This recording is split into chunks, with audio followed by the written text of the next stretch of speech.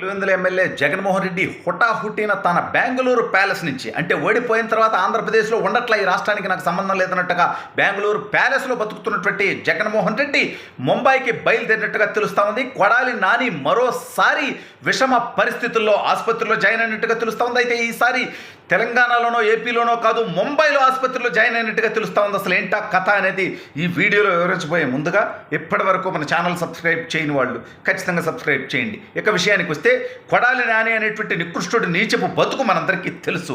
వాడికి నోటికి అద్దు ఆపు లేకుండా అధికార మదంతో అహంకారంతో జగన్మోహన్ రెడ్డి అనేటువంటి ఒక సైకోని సంతృప్తిపరిచి మంత్రి పదవి నిలబెట్టుకోవడం కోసం చేసిన ప్రయత్నాలు కూడా ఫెయిల్ అయినాయి. ఎన్ని కారు కుత్తలు కూసినా సరే ఆ తర్వాత జరిగినటువంటి ఎన్నికల్లో గుడివాడ నియోజకవర్గ ప్రజలు దాదాపు 50,000కు పైగా ఓట్ల మెజారిటీతో అత్యంత ఘోరంగా ఓడించారు. ఇటువంటి నికృష్టుని మా శాసనసభ్యుడిగా ఉంచుకుంటే గుడివాడ పొరుగు కూడా పోతుందనేటువంటి నిర్ణయానికి రావటం జరిగింది. అయితే ఇటీవల కొడాలి నాని సడన్గా అంటే తనకు ఆరోగ్య సమస్యలు ఉన్నాయని, అనారోగ్య సమస్యలు ఉన్నాయని చెప్పి అనేక రోజులుగా వార్తలు వస్తూ ఉన్నాయి. అయితే సడన్గా అతను ఏజీ ఆసుపత్రిలో జాయిన్ అవ్వడం జరిగింది.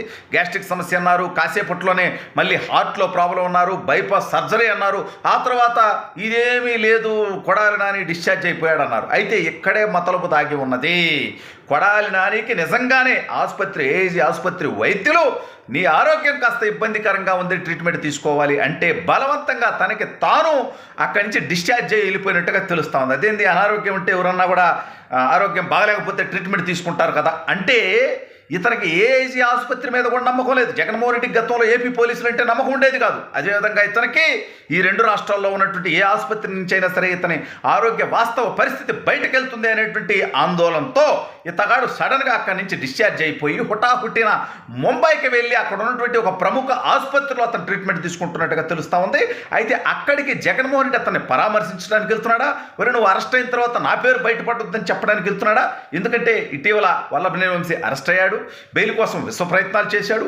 అయినా ఆ బెయిల్ పిటిషన్ కూడా రిజెక్ట్ అయినటువంటి విషయం మనందరికీ తెలుసు. అదేవిధంగా అతి త్వరలో అరెస్ట్ అవడానికి సిద్ధంగా రోజా దగ్గర నుంచి మిథున్ రెడ్డి యొక్క లిక్కర్ స్కామ్ విషయం దగ్గర నుంచి విడుదల రజనీ గారి యొక్క అక్రమాల దాకా మొత్తం రాష్ట్రం నుంచి ఏకంగా పార్లమెంటు దాకా వీళ్ళ అవినీతి మీద, దుర్మార్గాల మీద చర్చలు జరుగుతూ ఉన్నాయి. అయితే వీళ్ళందరూ వెనుకున్నటువంటి పెత్తలకు ఎవరు? మిథున్ రెడ్డి లిక్కర్ స్కామ్ ఎవరి కోసం చేశాడు? జగన్మోహన్ రెడ్డి కోసం చేశాడు. విడుదల రజనీ చేసినటువంటి తప్పుడు పనులు, అవినీతి పనులని తన సంపాదన కోసమైనా వాటన్నిటి వెనక జగన్మోహన్ రెడ్డి, సజ్జల రామకృష్ణారెడ్డి యొక్క సహకారం ఉందనేటువంటి ఆరోపణలు ఉన్నాయి. ఇక మన రోజా గారి విషయానికి వస్తే ఈవిడ గారు ఇవాళ జబర్దస్త్ జడ్జిగా కూడా పనికి రాకుండా ప్రజలు అక్కడికి వచ్చిన అసహించుకుంటారని చెప్పి ఎవరు ఈవిడికి ఆ రకమైనటువంటి అవకాశాలు కూడా ఇవ్వట్లా. అయితే ఈవిడ గారు బైరెడ్డి సిద్ధార్థ రెడ్డి అనేటువంటి ఒక నెబ్బాతో కలిసి ఈవిడ గారు ఆడుదాం ఆంధ్ర అంటూ వందలాది కోట్ల రూపాయల దోపిడీకి ఒక స్కెచ్ చేసి, స్కామ్ వేసి డబ్బులు దోచేసుకుంటాయి. దానికి సంబంధించినటువంటి విచారణ కూడా వేగవంతమైంది. ఈ రకంగా రాష్ట్రంలో వైఎస్ఆర్ కాంగ్రెస్ పార్టీ చేసినటువంటి స్కాముల్లో ముఖ్యమైనది లిక్కర్ స్కామ్. దాదాపు 1,00,000 కోట్ల విలువైనటువంటి మద్యాన్ని అమ్మితే దాంట్లో 650 కోట్ల రూపాయలు మాత్రమే, అంటే 1% కూడా డిజిటల్ ట్రాన్సాక్షన్స్ జరగలేదు. అంటే దేనికోసం?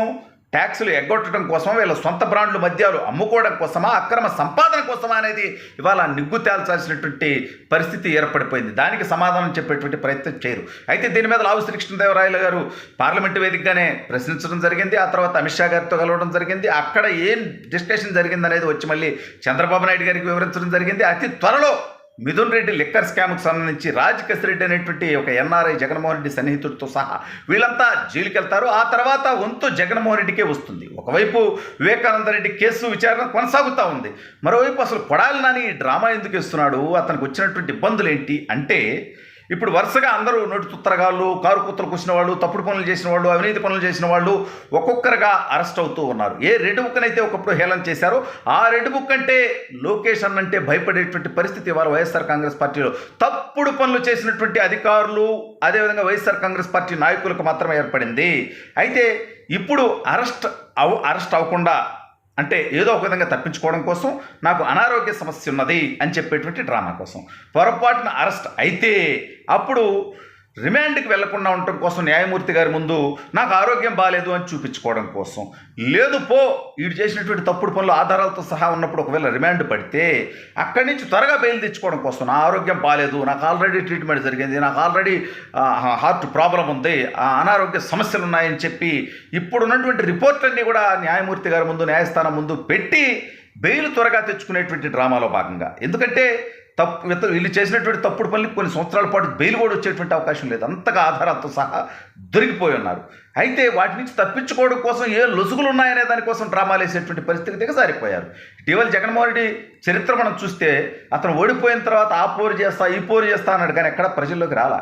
ఎవడైతే వాళ్ళ పార్టీ నుంచి అరెస్ట్ అవుతాడో, జైల్లో ఉంటాడో, వాడికి పరామర్శ పేరుటో లేకపోతే నా పేరు బయటకు పెట్టొద్దనో మరి వాళ్ళని ఓదార్చడానికి మాత్రం బయటకు వస్తున్నాడు.